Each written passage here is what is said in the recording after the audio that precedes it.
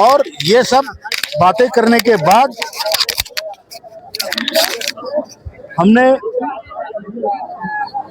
जो जो खामियां इस स्कीम में है, इस व्यवस्था में है, वो हमने सरकार के सामने रखी है।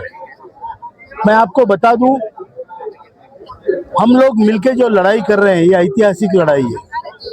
इतनी बड़ी लड़ाई इतने वृद्ध लोगों की, अशक्त लोगों की भारत में इतनी बड़े तौर पे कभी नहीं हुई। और ऐसे लोगों से लड़ाई है, ऐसे सिस्टम से लड़ाई है जो अतिशय क्रूर है, बहुत क्रूर व्यवस्था है। उस व्यवस्था के साथ आज हम अपाहिज लोग, दलित लोग, महावंचित लोग हैं। हम जाति से कोई दलित नहीं होता। दलित ये अर्थव्यवस्था हमें करती है। और इससे हमने ये पूरा आंदोलन खड़ा करके सरकार के पास एक बात कही है।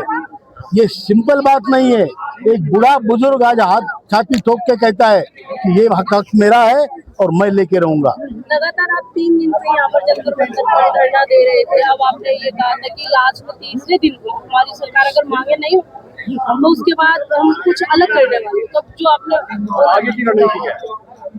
आगे की रणनीति ये है कि सरकार को हमने 2 अप्रैल जब तक सेशन चलेगा तब तक का समय दिया है, और 2 अप्रैल तक अगर हमारा काम नहीं होता है तो फिर हम रास्ता रोकेंगे, जेल भरो आंदोलन करेंगे, रेल रोको आंदोलन करेंगे। ये तो आप पहले से भी लगातार हर बार कहते आ रहे हैं और हमेशा आप कहते हैं कि सरकार से आश्वासन मिला और इस बार भी आश्वासन लेकर ही खाली जा रहे हैं।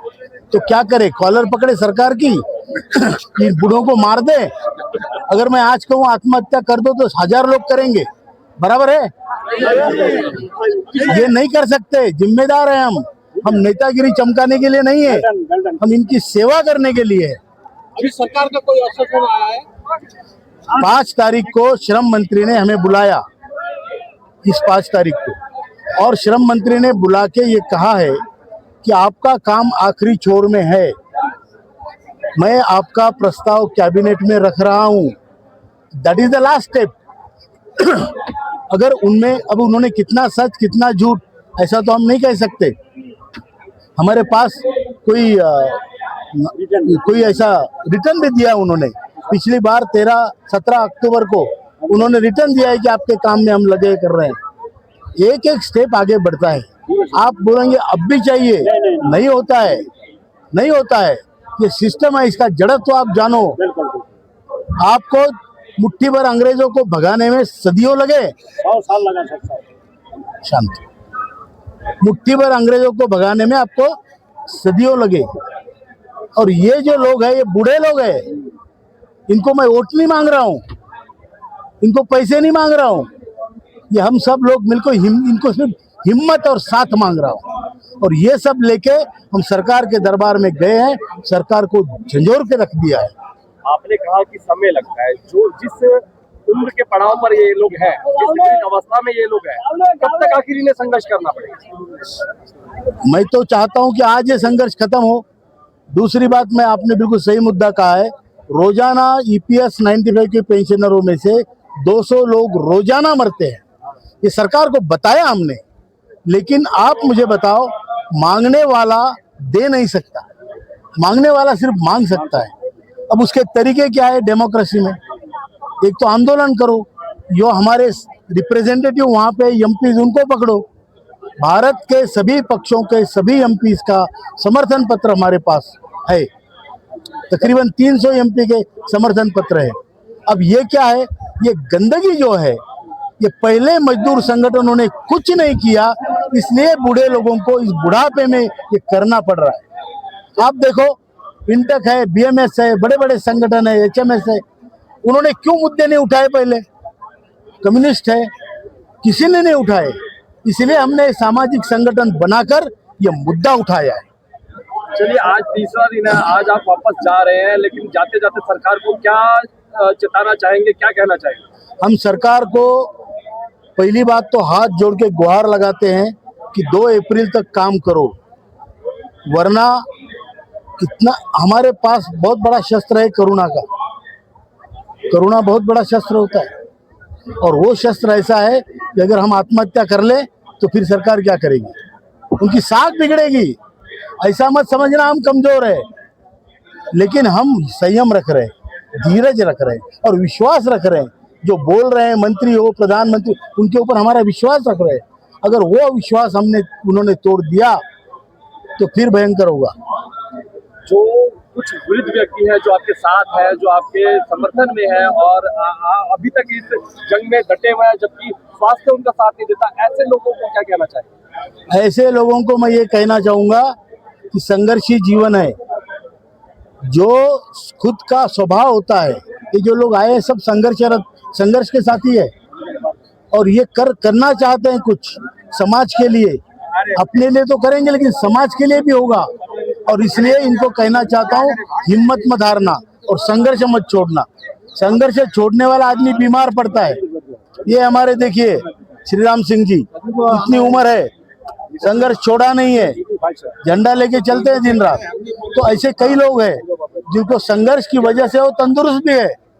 जिस दिन संघर्ष छोड़ेंगे पता चलेगा इधर दुख रहा है, उधर दुख रहा है।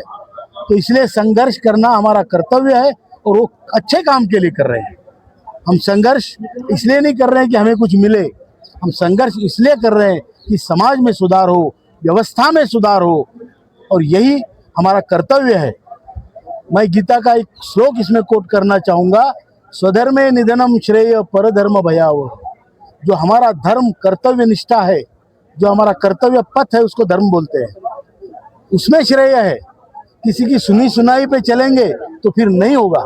बराबर है भाइयों? इसीलिए ये संघर्ष है। आप लोगों ने हमें इतना यहाँ पर बुला के हमारी जो इंटरव्यू लिया है, जो हमारी बात सुनी है, मैं आपसे दरख्वास्त करता हूँ कि वो बात सरकार के कानों तक पहुँचाइए। धन्यवाद। हमारे नेतागण के सामने बैठे हुए हमारे नौजवान साथी और बहनें, बोलेंगे, ज्यादा नहीं बोलेंगे। मैं गुजरात से कैलाश नगर से आता हूँ, जो एक जमाने में गायकवाड़ स्टेट का मैनचेस्टर हुआ करता था। मैं जहाँ से निकला, यहाँ आने के लिए उस दिन परम आदरणीय स्वामी सच्चिदानंद जी के आशीर्वाद से हमारे यहाँ एक महादेव का प्राण प्रतिष्ठा हो रहा था। इसके बगल में अति पौराणिक चामुंडा माता जी का मंदिर है। मैं वहाँ के प्रार्थना करके आपके सब नागरिक को पहुंचाने के आशीर्वाद लेने के वहां पहुंचा था, और आप सबों के लिए एक प्रार्थना करके आया हूं कि महादेव जी, माता जी, हम सबकी नागरिक पहुंचाने के लिए मैं दिल्ली जा रहा हूं, और आप सब परिवार के साथ, खुशी के साथ ही हमारा मामला संपन्न हो, ऐसी प्रार्थना करने के साथ यह दिल्ली आया हूं। 1992 में यह कानून बना, 1995 में यह स्कीम बनी, आज 2026 है, 30 साल बीत गया। आपको मैं कहना चाहता हूं कि 30 साल के बाद एक पूरी जिंदगी चली जाती है और नौकरी का भी अंत हो जाता है, आपकी धीरज छूटने लगती है। ये सब बात कहने की बात नहीं है। कल जो साथी पार्लियामेंट से यहाँ आए थे, उनकी लागणी हमारे साथ है, लेकिन मैं कहना चाहता हूँ कुलकर्णी बहन को कि अगले साल भी दोनों सब साथी हमारे साथ आए थे, लेकिन क्या बात हुई, सब ऐसा ही बात बोलते हैं कि आपका काम हो जाएगा। लेकिन आज गुजरात में भी विधानसभा चालू है, यहाँ पार्लियामेंट में भी चालू है।